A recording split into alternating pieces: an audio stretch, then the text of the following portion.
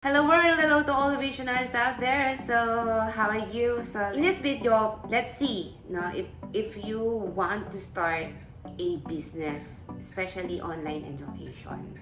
Because you might searching for a right business and you don't have right foundation or minsan naguguluhan ka ano ba yung umpisahan mong business. But in today's video, pag-uusapan natin kung gusto mo talaga at bakit, why you should start an online course this 2023. You might got fit on it, but it's a idea for you to have this video today. So let's dive into our video.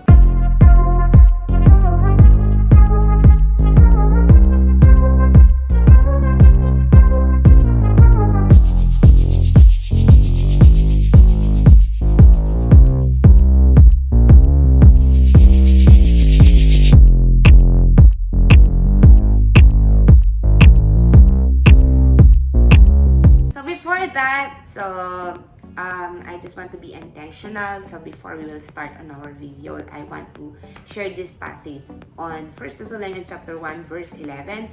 Therefore, encourage one another and build each other up, just as in fact you are doing. So I'm encouraging you that if you have idea, if you have something to share, if you have something na gusto talagang gawin para kay Lord, do it and believe in God and trust yourself, and also as you trust the Lord, of course. So I'm encouraging you that you can do it with the Lord. Everything you can do with God. Yan. So why we should start an online course this year 2023? That is the big question. Why you should start? So I will give you a survey that truly encouraged me, especially me, that this survey says that online education or course education or online program are so massive growth kasi nga nagkaroon na talaga ng pagbabago. So, especially na found out nila to nung pandemic that online education will have a massive growth kasi nakita nila that it can accelerate the learning by having a course online, by taking course online.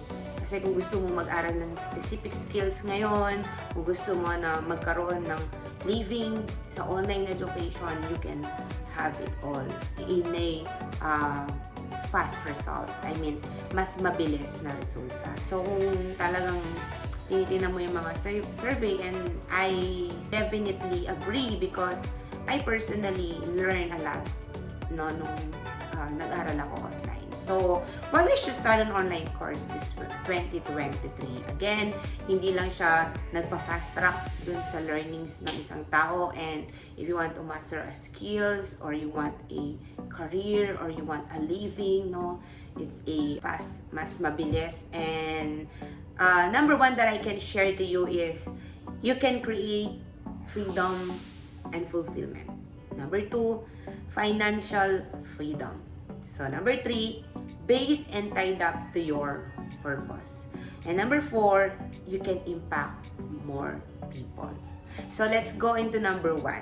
So you can create freedom and fulfillment. So why I choose, especially me personally talaga, why I choose the online education, it creates me freedom and fulfillment. Why? Because again, nagtrabaho sa corporate work, and yun nga, nakatay lahat yung time ko doon, and hindi lang 8 hours ako nag-work, kundi pati yung mga time ng, alam mo yung pumupunta ka sa trabaho kasi Angeles and Bulacan yung mga pinagtrabahuan ko, and so it took me 2 hours ganon para makapunta dun sa office. But again, the freedom of time, the freedom of fulfillment, kasi I said that freedom of time kasi if you have an online education, especially business na, kasi business talaga, hindi lang siya work. Yes, you will work a lot because you want to have a successful business. Yes, you can work in the pace that you want. Kasi meron tayong tinatawag na pag talaga meron kang yung pinaka-learning mo, pwede mong magawa dito kasi meron kang energy dito, so you can do it what you want. So yun, parang you can choose to work if you don't want, you cannot work, yung gano'n, parang gano'n, kasi nga hindi ka puwersa na gawin, kasi nga mas quality yung gusto mo, ayaw mo lang yung basta-basta ka lang gumagawa, but you have a freedom to choose when, what, where, or how, diba, yung gagawin mo. And it has a fulfillment for me because I am a mom, and I choose always to give a quality and a time value to my children. So I choose to be with them, especially sa mga stage nila ngayon, kasi they are so in the formative stage. So it's fulfilling for me because I am a mom, I am a full-time in the church, and I can choose also to do the ministry first before I will do my business. So that's one of the thing that I can share to you, that you can create freedom and fulfillment in this kind of business, in this kind of career. So it's a long play and long game. It's not a one-time big time. Ito yung tinatawag natin na you can create today, but it can innovate every time, and you can improve it anytime that you want. Siyempre, depende din sa learnings at mga skills mo, kasi you will never stop to learn, you will never stop helping people, and you want to give more value to your customers. So, parang mentorship. Yan, tuloy-tuloy na mentoring. So, parang tayo, nung nakilala natin si Lord, hindi naman tayo basta-basta nagbago. So, nung nakilala natin si Lord, we need to be trained. We need to always be reminded, always pray, always do devotion. Diba? Yung word ni Lord, remind natin sa sarili nila. So that, ma-equip tayo ng ma-equip, and we will be a better, and we are able to use for the glory of God. Yan. So parang ganun yung online education na nakikita ko, it's fulfilling for me. So that's one that I can share to you. Number 2, it can create financial freedom. Why? You can start with paano mo ipa-pricing yung online course mo. So it's depend. I learned a lot on sales and how you will sell, especially online education or online program. It's an online program is a product that can help people to have transformation. So it's not only an information. Actually, the reality talaga sa online ngayon, there's a lot of information. So if you want information, you can go to Google, you can go to YouTube. But the online education na kailangan i-create mo o ang makakatulong sa'yo para mag-stand out, para gumanda yung, there's a legacy in your business, is to create a transformation for your client. So, yung transformation na yon, it can lead you to financial freedom. Why? Because the value that you are providing for your customer is not everywhere. You can help your customer to be transformed. Yan. So, tutulungan mo sila sa program mo, dun sa course mo, kung paano sila matransform.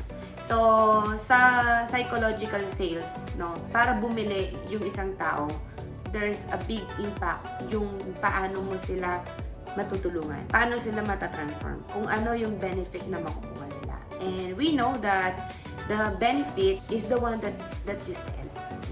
So, for me, the benefit that I sell is the benefit that I have now.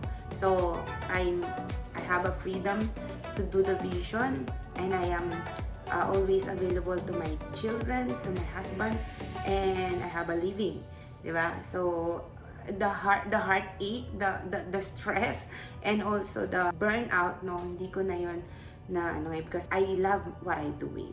So, I want to help other people, especially the G12 people, na ma-receive nila din, yung mga G12 leaders, ma-receive nila din yung this kind of benefit. And so, in my program, I will teach all that tactics, all that learnings, and especially the things that transform me. Yeah. So, I will give it because I do believe on the word of generosity. So, I will share all the things.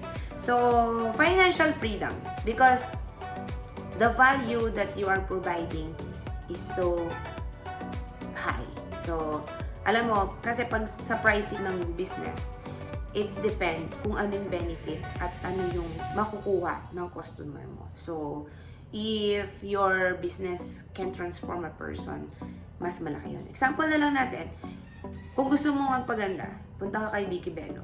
Di ba? Kasi mas maganda yung product. I mean, the benefits, the solution na meron si Vicky Bello, mas mataas. At ano na siya talaga, sikat na siya, lalo na sa mga artista. So, you will pay the price. But you will have the transformation.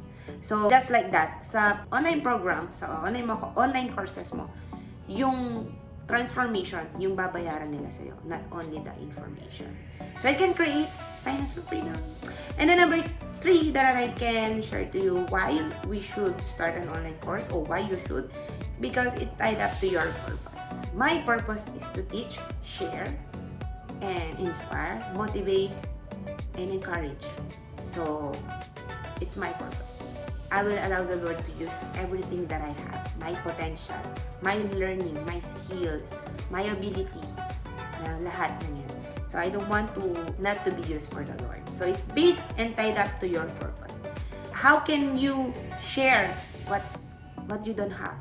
So, I will share what I learned, what I've been experienced, what I've mastered, what I have, the skills na binigay ni Lord sa akin.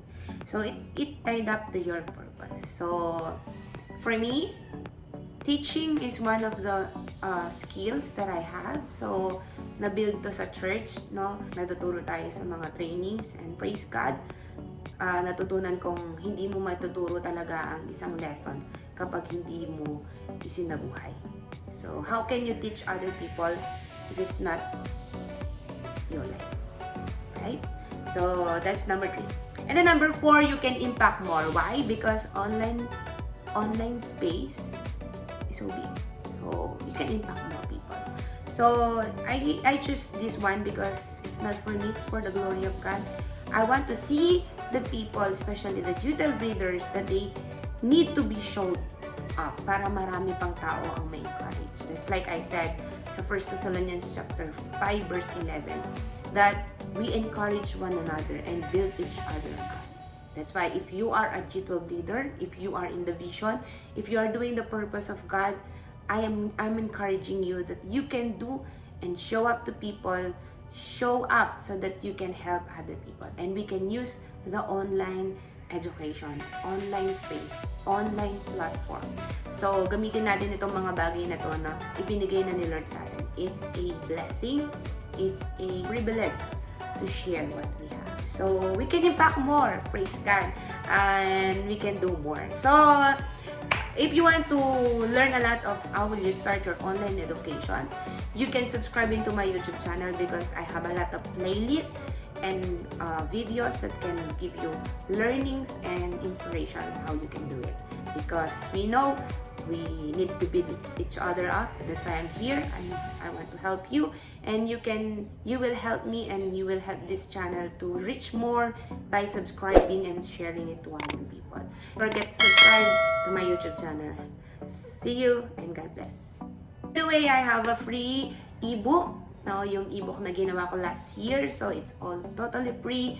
The Purposeful Business, it's for you. I will share it to you how I started my business, how I started doing things, how I started achieving great things for God. So it's all free. It's an ebook and full of inspiration that comes from my heart. So grab it and I will share it to you.